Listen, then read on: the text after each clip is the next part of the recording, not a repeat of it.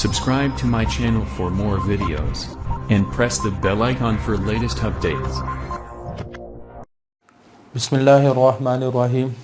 अस्सलाम वालेकुम dear student, आज का जो हमारा टॉपिक है उसमें हमने चैप्टर नंबर 16 का एक बहुत ही इम्पॉर्टेंट टॉपिक डिस्कस करना है जिसका टाइटल है secondary growth and its significance. ये इस चैप्टर के वीआईपी लॉन्ग क्वेश्चन में से है कि write down the secondary growth and give its significance. तो सबसे पहले सेकेंडरी ग्रोथ को डिस्कस करने से पहले हम यहाँ एक ऐसी ग्रोथ को डिस्कस करेंगे जो सेकेंडरी ग्रोथ से भी पहले होती है, ताकि आपको सेकेंडरी ग्रोथ का क्लियर कट कॉन्सेप्ट नज़र आए, जहन में आ जाए। प्राइमरी ग्रोथ बेसिकली क्या होती है? अक्सर आपने प्लांट को देखा होगा कि जब आप बीज से प्लांट निकलता है तो आम तौर पे प्लांट की लेंथ पहले बढ़ती है, फिर प्लांट मोटा होना शुरू हो जाता है, उसका स्टेम, उसकी विड्थ जो है इंक्रीज होना शुरू हो जाती है। यानी आप कह सकते हैं प्लांट पहले लेंथ वाइज इंक्रीज होता है, फिर विड्थ वाइज इंक्रीज होता है। तो प्लांट अगर इंक्रीज हो रहा है लेंथ वाइज तो इस तरह की ग्रोथ को हम कहते हैं प्राइमरी ग्रोथ। और इसको परफॉर्म करने के लिए जो मेरिस्टेम होती है उसको हम कहते हैं एपिकल मेरिस्टेम, चूँकि ये आमतौर पर टिप पर मौजूद होती है। एपिकल मेरिस्टेम, तो मेरिस्टेम बेसिकली वो ग्रुप ऑफ टिश्यू होते हैं जो प्लांट के अंदर मौजूद हों और हमेशा डिवाइड होने की सलाहियत रखते हों। चूँकि ये आमतौर पर टिप पर मौजूद होते हैं तो इस वजह से ये सेल डिवाइड होकर मुसलसल लेंथ में इजाफा कर रहे होते हैं। तो लेंथ में इजाफा क्या कहलाता है? Primary growth. And increase in plant length due to activity of apical meristem. Apical का मतलब क्या है? एपेक्स से निकला है और एपेक्स का लफ्ज़ी मतलब होता है टिप। मेरिस्टेम वो सेल्स का ग्रुप है जो हमेशा डिवाइड होने की सलाहियत रखता हो। और प्राइमरी ग्रोथ में जितने भी टिश्यू बन रहे होते हैं उनको प्राइमरी टिश्यू या एम्ब्रियोनिक टिश्यू कहा जाता है। इसके लिए एक वर्ड इस्तेमाल करते हैं, embryonic tissues. Tissue form within plant as a result of primary growth, जैसे प्राइमरी जाइलम, प्राइमरी फ्लोएम, जिसके साथ भी अगर आपको प्राइमरी नज़र आए प्लांट के अंदर तो आपने फ़ौरन समझ जाना है कि ये प्राइमरी ग्रोथ की वजह से बना है। अब प्राइमरी ग्रोथ का कॉन्सेप्ट आपका क्लियर हो गया कि लेंथ वाइज प्लांट का बढ़ना ये प्राइमरी ग्रोथ कहलाता है। लेकिन आपने देखा होगा जितने भी दरख्त वगैरह हैं एक हद तक लेंथ वाइज बढ़ते हैं, उसके बाद उनकी ग्रोथ रुक जाती है और फिर हर गुजरते दिन के बाद उनका स्टेम थिक होना शुरू हो जाता है, उसके स्टेम की जो चौड़ाई है, उसकी स्टेम की जो विड्थ है वो बढ़ना शुरू हो जाती है। अब इस विड्थ के बढ़ने को हम क्या कहते हैं? ये सेकेंडरी ग्रोथ कहलाती है। तो यही डेफिनेशन है। An increase in plant girth, girth width को कहा जाता है या मोटाई को कहा जाता है या थिकनेस को कहा जाता है। तो अगर प्लांट की चौड़ाई में इजाफा हो रहा है, थिकनेस में इजाफा हो रहा है तो ये सेकेंडरी ग्रोथ कहलाता है। और इसके काज क्या बनता है? यहाँ हमने वर्ड इस्तेमाल किया लेटरल। लेटरल का लफ्ज़ी मतलब है साइडें, यानी हर गुजरते दिन के बाद स्टेम का साइडों की तरफ बढ़ना या रूट्स का साइडों की तरफ बढ़ना, ये सेकेंडरी ग्रोथ कहलाता है। तो इसको बढ़ाने के लिए जो मेरिस्टेम है उसको लेटरल मेरिस्टेम, लेटरल का लफ्ज़ी मतलब जो साइड्स पर ग्रो करे। Meristem group of tissue which have ability to divide. आगे मेरिस्टेम में दो चीज़ें आती हैं, vascular cambium and cork cambium. तो ये दोनों चीज़ें, जब भी कैम्बियम का वर्ड आएगा तो आपने समझना है कि ये लेटरल मेरिस्टेम की एक टाइप होगी। तो कैम्बियम हमेशा लेटरल मेरिस्टेम को कहा जाता है। इस कॉल्ड एज सेकेंडरी ग्रोथ। तो इसको डिफाइन हम कैसे करेंगे कि प्लांट की चौड़ाई में इजाफा किसकी वजह से? लेटरल मेरिस्टेम की वजह से। और लेटरल मेरिस्टेम में जो चीज़ें परफॉर्म करती हैं, जो इसके पार्ट्स हैं, जो इसकी टाइप्स हैं, वो वेस्कुलर कैम्बियम और कोर कैम्बियम है। इस तरह के प्लांट की चौड़ाई में इजाफा ये हम कहते हैं ये सेकेंडरी ग्रोथ है। शुरू कब होती है? पहले प्राइमरी ग्रोथ काम करती है, फिर उसके बाद प्राइमरी टिश्यू जब बन जाते हैं उन प्राइमरी टिश्यू से कुछ टिश्यू ऐसे हैं जो लेटरल मेरिस्टेम के बनते हैं। वो लेटरल मेरिस्टेम के जो टिश्यू है बाद में विड्थ में इजाफा करना शुरू करते हैं। यानी प्राइमरी ग्रोथ के फ़ौरन बाद सेकेंडरी ग्रोथ स्टार्ट होती है। तो stem and roots begin to thicken, यानी चाहे स्टेम में भी ये काम हो रहा होता है, रूट्स में भी ये काम हो रहा है कि वो मोटे होना शुरू हो जाते हैं, थिक होना शुरू हो जाते हैं after apical meristem. Apical meristem वो मेरिस्टेम है जिसने प्राइमरी ग्रोथ करवानी है।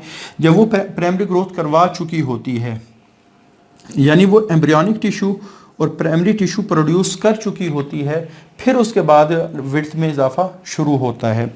मोर एविडेंट, अब ये जो प्राइमरी सेकेंडरी ग्रोथ है, आपने देखा होगा कि हमारे इर्द गिर्द काफ़ी सारे प्लांट ऐसे हैं उनके स्टेम मोटे होते ही नहीं, जैसे छोटी छोटी ये जो बेलें हैं, या आप कह सकते हैं ये आमतौर पे जो डेकोरेटिव फ्लावर्स होते हैं, जो खूबसूरती के लिए फूल इस्तेमाल किए जाते हैं घरों के अंदर, आमतौर पे उसकी उनकी जो लाइफ है वो भी थोड़ी होती है, तो उनके स्टेम कभी भी मोटे नहीं होते।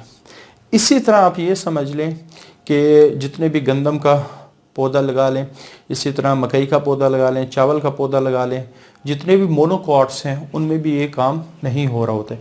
तो ये आमतौर पे दो तरह के प्लांट में ये नज़र आती है, एक तो वो उसको वुडी होना चाहिए और दूसरा प्रीनियल होना चाहिए। प्रीनियल क्या है? जो सदाबहार हो, जैसे गंदम है ना, वो कुछ अरसे जब वो उससे बीज मिल जाता है उसकी डेथ हो जाती है।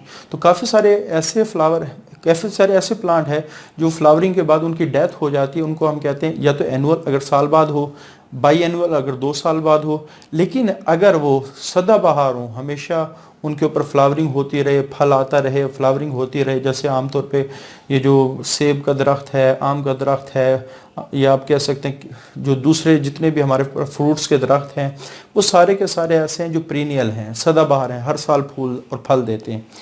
तो इन दो प्लांट्स में एक वुडी होना चाहिए उसको, और आमतौर पे पीरियड होना चाहिए। तो इनमें ये ज़्यादा नज़र आती है। जैसे दरख्त हैं, काफ़ी सारी झाड़ियाँ हैं, उनका जो स्टेम है वो काफ़ी मोटा होता है। जैसे यहाँ ट्री है, श्रब्स हैं, वाइन्स हैं। अब ये प्लांट ऐसे हैं जो पीरियड भी हैं, ऐसे हैं जो वुडी भी हैं। यानी आप ये समझ लें कि काफ़ी सारे दरख्त, काफ़ी सारी झाड़ियाँ, वाइन कहते हैं बेलों को। आपने काफ़ी सारी बेलें ऐसी देखी होंगी जिनका जो स्टेम है वो काफ़ी मोटा होता है। तो ये 3 तरह के दरख्त वुडी और पीरियड हैं, तो इनमें सेकेंडरी ग्रोथ का जो फिनोमिनन है ये ज़्यादा नज़र आता है बनिस्बत दूसरे प्लांट्स के। अच्छा, उसके बाद अकरेंस, ये होती किस तरह है? जिस वक्त हम सेकेंडरी ग्रोथ की बात करते हैं तो ये it is due to activity of lateral meristem, ये लेटरल मेरिस्टेम की वजह से होती है। आगे लेटरल मेरिस्टेम्स के 2 पार्ट्स हैं या 2 टाइप्स हैं, एक को हम कहते हैं वेस्कुलर कैम्बियम, एक को हम कहते हैं कॉर कैम्बियम। अब ये जो वेस्कुलर कैम्बियम और कॉर कैम्बियम, इनको नाम किस वजह से दी? कैम्बियम लेटरल मेरिस्टेम की एक टाइप है, और वेस्कुलर चूँकि ऐसे कैम्बियम जो वेस्कुलर बंडल बनाए। वेस्कुलर बंडल से क्या मुराद है? उससे जाइलम बने, उससे फ्लोइम बने, तो इसको हम कहते हैं ये वेस्कुलर बंडल्स बन रहे हैं। और कॉर्क कैम्बियम से क्या मुराद है? वो कॉर्क को, यानी जो बाहर सरफेस के ऊपर आपने छिलका सा देखा होगा स्टेम के, वो उसको कॉर्क कहा जाता है। तो बहरहाल पहले हम वेस्कुलर कैम्बियम को डिस्कस कर लेते हैं, उसके बाद कॉर कैम्बियम को डिस्कस कर लेते हैं। वेस्कुलर कैम्बियम बनती कहाँ है? सबसे पहले जब प्राइमरी ग्रोथ हो रही होती है, यानी एपिकल मेरिस्टेम जब अपना काम कर रही होती है, वो प्राइमरी जाइलम बना रही होती है, वो प्राइमरी फ्लोइम बना रही होती है, तो उस प्राइमरी जाइलम और प्राइमरी फ्लोइम के दरमियान में बाज़ दफ़ा कुछ सेल ऐसे हैं जो कैम्बियम के बन जाते हैं। यानी आप कह सकते हैं जो वेस्कुलर बंडल बनता है, जैसे प्राइमरी जाइलम बनता है, प्राइमरी फ्लोइम बनता है, उसके दरमियान में कुछ ग्रुप ऑफ सेल ऐसे हैं जो किसके बनते हैं? कैम्बियम के। और ये वो कैम्बियम है जिससे बाद में सेकेंडरी जाइलम और सेकेंडरी टिश्यू यानी सेकेंडरी फ्लोइम बनना होता है, इस वजह से इसको हम कहते हैं ये वेस्कुलर कैम्बियम बनी है। तो सबसे पहले अपने जहन में रखना है कि ये जो वेस्कुलर कैम्बियम है ये अपीयर किस वक्त होगी? तो जब प्राइमरी टिश्यू अपना बन जाते हैं, एपिकल मेरिस्टेम अपना काम कर लेती है, तो उसके बनते वक्त फिर दरमियान में एक सिलेंडर जो बनता है उसको हम कहते हैं ये वेस्कुलर कैम्बियम का सिलेंडर बना है। जैसे आपको यहाँ नज़र भी आ रहा होगा, ये जो ग्रीन कलर के आप ये समझ लें, ये जो प्राइमरी जाइलम और प्राइमरी फ्लोइम जिसको एपिकल मेरिस्टेम ने बनाया है वो है, और ये जो ब्लैक कलर के आपको नज़र स्पॉट आ रहे हैं ये समझ लें as cylinder of vascular cambium है जो इन वेस्कुलर बंडल्स के दरमियान में मौजूद है। तो वेस्कुलर जो बंडल है first appear as a cylinder of, ये जो वेस्कुलर कैम्बियम है, sorry vascular cambium first appear as a cylinder of actively dividing cells between the primary xylem and primary phloem. तो जब प्राइमरी जाइलम बन जाते हैं, प्राइमरी फ्लोइम बन जाते हैं, तो दरमियान में एक सेल का ग्रुप बनता है जिसने डिवाइड होके मजीद जो स्टेम की विड्थ को बढ़ाना होता है, इसको हम कहते हैं वेस्कुलर बंडल। इसको वेस्कुलर बंडल क्यों कहा जाता है? क्योंकि vascular cambium give rise to secondary phloem and secondary xylem. अब सेकेंडरी फ्लोइम और सेकेंडरी जाइलम, जैसे फॉर एग्जांपल यहाँ आपको नज़र आ रहा होगा कि जो स्टेम है वो बहुत ही ज़्यादा बारीक है, इसकी विड्थ कम है। और ये जो ब्लैक ग्रुप ऑफ सेल्स आपको नज़र आ रहे हैं, ये इसको आप समझिए कि ये वेस्कुलर बंडल, वेस्कुलर कैम्बियम्स हैं। तो वेस्कुलर कैम्बियम जब डिवाइड होना शुरू होती है तो ये दो किस्म के लेयर्स बनाती हैं, एक अंदर वाली साइड पे, एक बाहर वाली साइड पे। जो अंदर वाली साइड पे सेल की लेयर बनती है जो रेड कलर की आपको नज़र आ रही है, ये जाइलम टिश्यू हैं जिनको सेकेंडरी जाइलम कहा जाता है। और ये क्या है, ये फ्लोइम टिश्यू हैं जो हमेशा बाहर वाली सरफेस पे बनते। तो जब एक लेयर अंदर बनेगी, एक लेयर बाहर बनेगी, तो पहले थिकनेस थी इतनी, अब थिकनेस थोड़ी सी बड़ी हो जाएगी, ज़्यादा हो जाएगी। तो इसका मतलब क्या है कि प्लांट की विड्थ में इजाफा हुआ, सेकेंडरी ग्रोथ हो गई। उसके बाद क्या होते हैं, फिर जब ये एक रिंग कंप्लीट हो जाता है, जैसे हमने प्रीवियस लेक्चर में भी डिस्कस किया था, आमतौर पे जो वेस्कुलर बंडल है वो रिंग की शक्ल में अरेंज होते हैं ताकि इफेक्टिव सपोर्ट को प्रोवाइड कर सकें। उसके बाद जब ये एक रिंग बन जाता है, अंदर जाइलम का, बाहर फ्लोइम का, तो फिर जो वेस्कुलर कैम्बियम है ये एक और रिंग बनाना स्टार्ट कर देती है। जो पहले रिंग बना था तो उसके ऊपर जो जाइलम का रिंग बना था उसके जाइलम के रिंग के ऊपर, और जो पहले फ्लोइम का रिंग बना था उसके रिंग के नीचे। यानी आप कह सकते हैं कि जो जाइलम का रिंग उसके ऊपर और जो फ्लोइम का रिंग उसके नीचे, यानी अपने इर्द गिर्द ऊपर और नीचे ये दूसरा रिंग बनाना शुरू कर दे। एक जाइलम का रिंग बनाती है, एक फ्लोइम का रिंग बनाती है। अब जब एक अंदर जाइलम का मजीद रिंग बनेगा, जब एक अंदर फ्लोइम का, बाहर फ्लोइम का रिंग बनेगा, तो आप कह सकते हैं पहले विड्थ इतनी थी, अब विड्थ थोड़ी सी क्या हो जाएगी, बड़ी हो जाएगी। अब दो रिंग जाइलम के बन गए, दो रिंग फ्लोइम के बन, विड्थ में मजीद इजाफा हो। फिर क्या करेगी, जब ये दो रिंग कंप्लीट हो जाते हैं तो फिर तीसरा रिंग बनाना ये शुरू करती।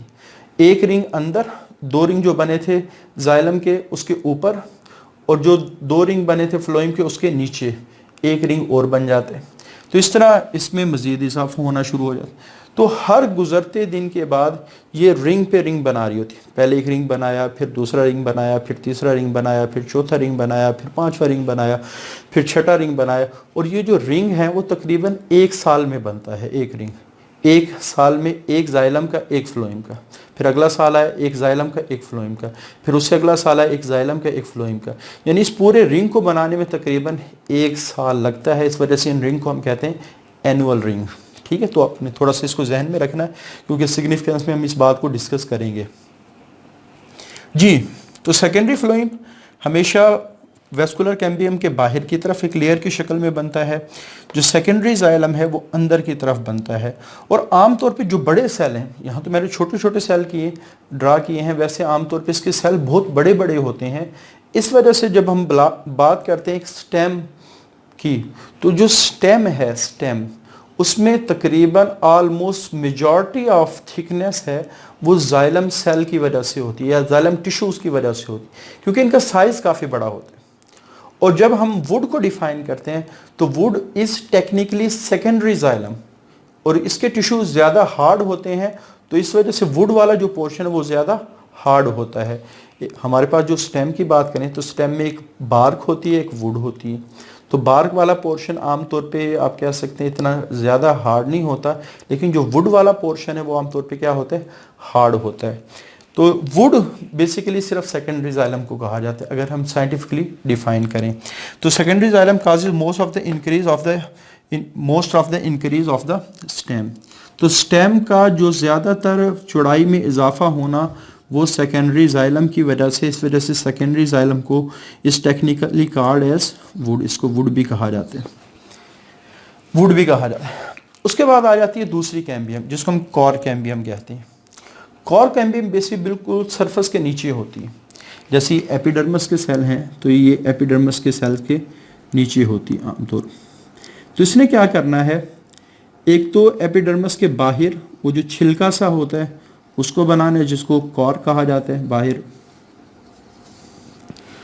और अंदर की तरफ जो कॉर्टेक्स मौजूद है, ये हमने पहले डिस्कस किया हुआ है कि जो दूसरी ये ग्रीन लेयर आप एपिडर्मिस की लगा लें तो कॉर्टेक्स के अंदर भी ये एक टिश्यू प्रोड्यूस करती है जिसको हम कहते हैं फैलोडर्म। तो ये पार्ट ऑफ कॉर्टेक्स है जो कॉर्टेक्स की यानी आप कह सकते हैं विड्थ में इजाफा करेगा। तो टाइप ऑफ लेटरल मेरिस्टेम, ये मेरिस्टेम की वो टाइप है जो कॉर्क बनाएगी सरफेस ऑफ द स्टेम के ऊपर और कॉर्टेक्स में ये फैलोडर्म प्रोड्यूस करेगी। तो जितने सेल इसके बढ़ते जाएंगे प्लांट की जो स्टेम की थिकनेस है वो मज़ीद उसमें इजाफा होता चला जाएगा। लेकिन ये कोई इतनी ख़ास नहीं बढ़ाती जितनी सबसे ज़्यादा जो रोल है वो सेकेंडरी जाइलम का है, ये अपने जहन में रखना है। उसके बाद आगे इसकी इम्पोर्टेंस क्या है सेकेंडरी ग्रोथ की। तो सेकेंडरी ग्रोथ जिस भी स्टेम में होती है आमतौर पे, चूँकि उसमें सेकेंडरी जाइलम बनता है, वुडी होते हैं वो, और दूसरे उनके स्टेम ज़्यादा मोटे होते हैं। अक्सर आपने देखा होगा प्लांट के बारे में ये कहा जाता है कि इसकी उम्र 2000 साल है, इसकी उम्र 3000 साल है, इसकी उम्र 150 साल है, इसकी उम्र 200 साल है, इसकी उम्र 700 साल है, इसकी उम्र 800 साल है। ये हमें पता कैसे चलता है? बेसिकली अभी हमने डिस्कस किया, जब वेस्कुलर कैम्बियम रिंग बनाती है, एक रिंग जाइलम का बनाती है, अंदर की तरफ बाहर फ्लोएम का रिंग बनाती है। तो अभी जैसे हमने डिस्कस किया, ये रिंग 1 साल में कंप्लीट होता है। तो ज़्यादा प्रोमिनेंट रिंग जाइलम के नज़र आ रहे होते हैं। वजह क्या है?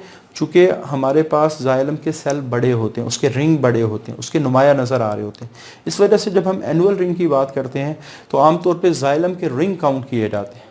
ये अंडरस्टूड बात है, जितने जाइलम के होंगे उतने ही क्या होंगे, फ्लोएम के होंगे। लेकिन जाइलम के चूँकि प्रोमिनेंट नज़र आ रहे होते हैं, इस वजह से काउंटिंग हमेशा किसकी होती है?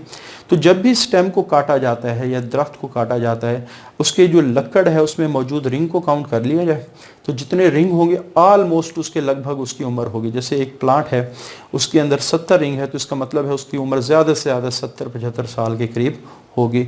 तो इस सबसे बड़ी इंपॉर्टेंस इसकी ये है कि इसकी वजह से हम एज ऑफ प्लांट बता सकते हैं उन प्लांट की जो वुडी प्लांट है। ईयर आफ्टर ईयर, जब साल पर साल गुजरते हैं, जो वुडी स्टेम है गेट्स थिकर एंड थिकर, वो मोटे से मोटा होता है। क्यों? एज वुडी स्टेम प्रोड्यूसेस, क्योंकि स्टेम के अंदर जाइलम की लेयर्स बन रही होती हैं और ये रिंग की शक्ल में नज़र आ रही होती। और ग्रोथ रिंग हमेशा 1 साल में बनता है। ये जो पूरा रिंग है ये 1 साल में बनेगा। तो काउंट ऑफ रिंग, अगर इन रिंग को काउंट कर लिया जाए, indicate the age of plant, तो प्लांट की एज को बता रहा होता है। ठीक हो गया? अच्छा, दूसरी इंपॉर्टेंस ये है, जब सेकेंडरी जाइलम बन रहे होते हैं तो वुड बन रही होती है। अभी जैसे हमने डिफाइन किया कि would is technically secondary xylem, तो वुड बन रही होती है। अब वुड के फिर 2 पोर्शन हैं। एक वो पोर्शन है जो with the passage of time inactive हो जाता है, क्योंकि जब हम सेकेंडरी जाइलम की बात करते हैं तो सेकेंडरी जाइलम में एक बहुत बड़ा फंक्शन परफॉर्म होना होता है कि उसने वाटर और मिनरल को कंडक्ट करना है। It is a major function of the xylem. ठीक हो गया? लेकिन जब हम काफ़ी सारे रिंग बन जाते हैं तो अंदर के जो रिंग है जो अंदर की तरफ मौजूद हैं, जैसे फॉर एग्जांपल मैं कहता हूँ कि ये जो सबसे अंदर का रिंग है, ये वाला जो सबसे अंदर का रिंग है, ये काम करना छोड़ गया। With the passage of time इसमें चीज़ें जमा होना शुरू हो गई, तो ये इस काबिल नहीं रहा कि ये कंडक्शन कर सके। फिर उसके बाद तो आमतौर पे जो अंदर वाली वुड होती है वो आपने देखी होगी बहुत गहरे कलर की होती है। वजह क्या है कि उसमें पानी तो कंडक्ट नहीं हो रहा होता या मिनरल्स तो कंडक्ट नहीं हो रहा होते, वहाँ एक्यूमुलेशन होना शुरू हो जाए। सिर्फ वाटर कंडक्शन का काम जो नए नए रिंग बन रहे होते हैं वो परफॉर्म कर रहे होते हैं। तो अब यहाँ वुड के सेकेंडरी जाइलम के 2 पोर्शन हैं, यानी वुड के 2 पोर्शन हैं। एक अंदर जो काम करना छोड़ गया है और एक बाहर जो अभी काम कर रहा है। तो वो वुड का हिस्सा, वो सेकेंडरी जाइलम का हिस्सा जो सोल्यूशन को कंडक्ट कर रहा है वो सैप वुड, और जो सेंटर में है अंदर की तरफ है हार्ट वुड। तो सैप सोल्यूशन को कहा जाता है जिसमें सोल्यूशन की कंडक्शन हो रही होती है, और ये बहुत थोड़े रिंग होते हैं जो कंडक्शन कर रहे हैं। तो ज़्यादातर जो पोर्शन है जो सेकेंडरी जाइलम का वो स्टोरेज के लिए इस्तेमाल हो रहा होता है, जब वो अपना फंक्शन जो है जो कंडक्शन ऑफ वाटर और मिनरल का फंक्शन है वो परफॉर्म नहीं कर पा रहा होता। एज ट्री ग्रो ओल्डर, जब जो दरख्त बड़ा होता है, outer and younger portion of few rings remain active, वो सिर्फ एक्टिव रहता है। और इस आउटर और यंगर जिसमें सिर्फ चंद रिंग होते हैं, इसको सैपवुड कहा जाता है। जो इनएक्टिव और non conductive portion of would है, जो आमतौर पर उसके इनर पोर्शन है, वो क्या कहलाते हैं? हार्टवुड। सैपवुड का फंक्शन क्या है? कंडक्शन ऑफ वाटर और मिनरल करनी है। हार्टवुड का फंक्शन क्या है? इसने accumulate and variety of chemicals, यहाँ काफ़ी सारे केमिकल्स के नाम दिए गए हैं, रेजिन है, ऑयल्स हैं, गम्स हैं, टेनिन्स हैं, जो बाद में इनको निकाल के इनसे फ़ायदे भी उठाए जा सकते हैं। एक तो ये है। रेजिन्स काफ़ी सारे प्लांट से हासिल होते हैं और मुख्तलिफ़ किस्म की मेडिसिन बनाने के लिए इस्तेमाल, टेनाइन्स काफ़ी सारी मेडिसिन बनाने के लिए इस्तेमाल होते हैं। गम्स तो आपको पता ही है वैसे हमारे स्टेशनरी पर्पज़ के लिए बहुत ज़्यादा इस्तेमाल होते हैं। तो ये सारी चीज़ें अगर स्टेम में एक्यूमुलेट हो जाएं, स्टेम को क्या फ़ायदा यानी वुड को क्या फ़ायदा देती, आसानी से उसको ख़राब नहीं होने देती और इंसेक्ट को के अटैक से उसको बचाती। तो अक्सर क्वेश्चन आ जाता है differentiate between SAP would and hard would. तो जो बाहर वाला एक्टिव पोर्शन वो सैप वुड, अंदर वाले इनएक्टिव पोर्शन वो क्या कहलाएगा, वो हार्ड वुड कहलाएगा। उसके बाद फॉर्मेशन ऑफ कैलिसिस। कैलिसिस क्या होता है, ये फंक्शन ऑफ कॉर कैम्बियम है। पहले दो फंक्शन किसके हैं, वेस्कुलर कैम्बियम, ये फंक्शन किसका है, कॉर कैम्बियम का। बेसिकली ये बिल्कुल इसी तरह होता है जैसे हमारी स्किन अगर डैमेज हो जाए तो डैमेज जिस वक्त, जैसे यहाँ कोई कट लग जाता है तो जो ही यहाँ कट लगता है तो आपने देखा होगा कट लगने के फ़ौरन बाद स्किन नहीं बनती बल्कि एक ब्लैक कलर की मैस बनती है जिसको हम कैलिसिस बोलते हैं। कैलिसिस का लफ्ज़ी मतलब क्या है, इसको डिफाइन हम साइंटिफिकली कैसे करेंगे, group of undifferentiated cells which is use to fill the space of wound, जो जगह को भरने के लिए इस्तेमाल हो। तो कैलस का वर्ड जहाँ भी आएगा तो आम तौर पे वो जो डैमेज सरफेस है, जो डैमेज सरफेस है उसको हील अप करने के लिए इस्तेमाल हो रहा होगा। जैसे हम बाज़ दफ़ा बोन्स के अंदर भी कैलिस बनते हैं जब बोन्स फ्रैक्चर होती हैं, स्किन के ऊपर भी कैलिस बनते हैं जब स्किन फ्रैक्चर होती है। इवन प्लांट की सरफेस भी अगर आप कह सकते हैं कि वाउंडेड हो जाए तो पहले प्लांट के नॉर्मल टिश्यू बनने से पहले जो टिश्यू बनते हैं वो कैलस के टिश्यू होते हैं, फिर इनको उतार के नॉर्मल टिश्यू बनाए। ये बिल्कुल इसी तरह जैसे स्किन पे कट लगा, पहले वो ब्लैक कलर की मैस बनी, कुछ सेल के टिश्यूज बने, बाद में उनको उतार दिया जाता है, नीचे से स्किन डेवलप हो रही होती है। तो cork cambium form a layer of parenchymatous tissue. Parenchymatous tissue एक प्लांट की जो ज़्यादातर टिश्यू हैं वो पेरेनकाइमेटोस टिश्यू कहलाते हैं। On below the damage surface, तो जो डैमेज सरफेस है उसके ऊपर या नीचे पेरेनकाइमेटोस टिश्यू की एक लेयर बनती है जो कौन बना रहा होता है, कॉर कैम्बियम बना रही होती। इसी तरह जब ग्राफ्टिंग और बडिंग होती है, ग्राफ्टिंग का मतलब क्या है, एक प्लांट के स्टेम के साथ दूसरे प्लांट का कोई पार्ट कनेक्ट कर देना, इसको हम कहते हैं ग्राफ्टिंग। और बडिंग क्या है कि एक प्लांट के पार्ट के साथ दूसरे प्लांट का एक छोटा सा पोर्शन लगा देना, ये बडिंग कहलाता है। तो ये दोनों जो पोर्शन कनेक्टेड होते हैं, ये दोनों जो पोर्शन कनेक्टेड होते हैं इसको हम कहते हैं, इसको ग्राफ्टिंग, इसको बडिंग। अब ये किए क्यों जाते हैं, ताकि हम एक प्लांट का रूट सिस्टम इस्तेमाल करें और एक प्लांट का फ्रूट सिस्टम इस्तेमाल करें। तो बाद दफ़ा मिक्सिंग ऑफ करैक्टरिस्टिक भी हो रही होती है यहाँ। तो ये बाहरल डिज़ायर्ड वैरायटी के प्लांट प्रोड्यूस करने की एक टेक्निक है। इसी तरह यहाँ हो रहा होता है कि हम एक प्लांट से दूसरे प्लांट की करैक्टरिस्टिक को प्रोड्यूस करवाना चाह रहे होते हैं। बहरहाल इनकी डिटेल आगे हम पढ़ेंगे फर्दर चैप्टर्स के अंदर, ख़ास तौर पर जो रिप्रोडक्शन का चैप्टर है उसमें। आगे importance of would, secondary growth की जो सबसे बड़ी इंपॉर्टेंस वो ये है कि इससे हमें लकड़ी मिलती है और लकड़ी की फिर मुख्तलिफ़ क्वालिटीज़ हैं। अब ये नहीं कि हर दरख्त से एक ही तरह की लकड़ी मिलती है, मुख्तलिफ़ दरख्त हैं, मुख्तलिफ़ किस्म की लकड़ी मिलती हैं और उनकी मुख्तलिफ़ किस्म की प्रॉपर्टीज़ हैं और फिर उन प्रॉपर्टीज़ की वजह से उसका यूज़ डिसाइड होता है। तो would from different species greatly differ in suitability for specific use, यानी एक प्रॉपर इस्तेमाल के लिए जो सूटेबल वुड है वो मुख्तलिफ प्लांट से मुख्तलिफ मिलती हैं। जैसे फॉर एग्जांपल वुड क्वालिटी क्या है, अगर वो डेंसिटी भारी हो, हार्डनेस हो, कंप्रेशन, वज़न को बर्दाश्त करने की सलाहियत हो, स्ट्रेंथ मजबूत हो, अगर जिसमें ये चार प्रॉपर्टी हैं वो आम तौर पे स्पोर्टिव पर्पज़ के लिए इस्तेमाल की जाती है। स्पोर्टिव पर्पज़ से क्या मुराद है कि जैसे कोई पिलर वगैरह खड़ा कर दिया या अक्सर छत के अंदर वो शतीर वगैरह हम इस्तेमाल करते हैं तो उस मकसद के लिए इस्तेमाल हो गया। या आप कह सकते हैं जितने भी हमारे पास फर्नीचर वगैरह हैं उनकी जो टांगे वगैरह हैं या जिस पे बैठा जाता है, जिस पे वज़न आता है, वो बनाने के लिए इस्तेमाल होती है। इसी तरह अगर वुड में फ्लेक्सिबिलिटी और शॉक रेजिस्टेंट हो तो फिर आमतौर पे वो चीज़ें बनाई जाती हैं जो मूव कर रही हैं, क्योंकि हार्ड चीज़ जितनी ज़्यादा मूव करेगी उसके टूटने का चांस ज़्यादा, हार्ड जो चीज़ होती है वो टूट जल्दी जाती है। हाँ, सपोर्ट देने की सलाहियत ये होती है जैसे एक प्लास्टिक का गिलास हो, एक शीशे का गिलास हो, दोनों को प्रेस करें तो टूटेगा शीशे का गिलास। जो दूसरा जो सॉफ्ट है, जो फ्लेक्सिबल है, वो मुड़ जाएगा, टूटेगा नहीं। तो आमतौर पे जो फ्लेक्सिबल चीज़ें हैं या शॉक रेजिस्टेंट चीज़ें हैं जिन्होंने मूवमेंट करनी है तो वो बनाई जाती हैं इन दो प्रॉपर्टी रखने वाली वुड से। और टेक्सचर खूबसूरती को कहा जाता है, जिसका रंग अच्छा हो। तो जो डेकोरेटिव पीसेस वगैरह हैं वो इससे बनाए जाते हैं। तो बहरहाल यूज़ मुख्तलिफ होगा, तो लकड़ी भी डिफरेंट इस्तेमाल होगी। हर किस्म की लकड़ी से हर किस्म का इस्तेमाल नहीं किया जा सकता। तो जैसे फॉर एग्जांपल आपकी बुक में एक एग्जांपल दी गई है, एक हमारे पास कमर्शियल कॉर्क, आपने अक्सर देखा होगा कि टेस्ट ट्यूब वगैरह को बंद करने के लिए एक छोटा सा ढक्कन इस्तेमाल किया जाता है लेबॉर्ट्री के अंदर।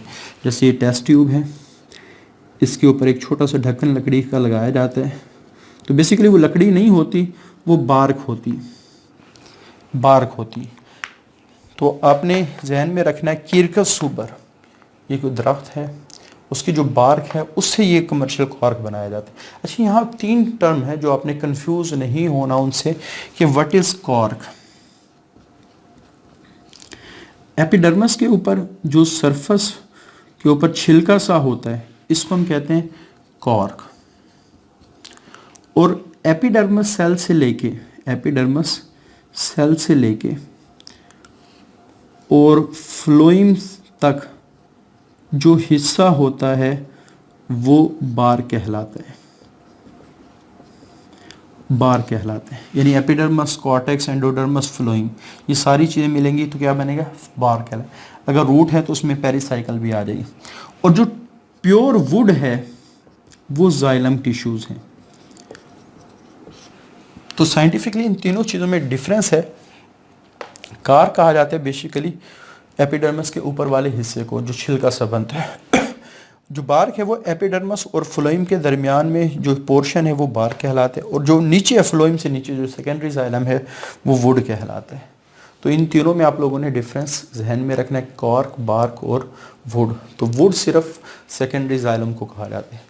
तो ये टॉपिक बहुत ही इंपॉर्टेंट है इसको, और कॉन्सेप्चुअल भी है। इसको अच्छी तरीके से आप लोगों ने तैयार करना है। आज के लिए इतना ही। अल्लाह हाफ़िज़। Subscribe to my channel for more videos and press the bell icon for latest updates.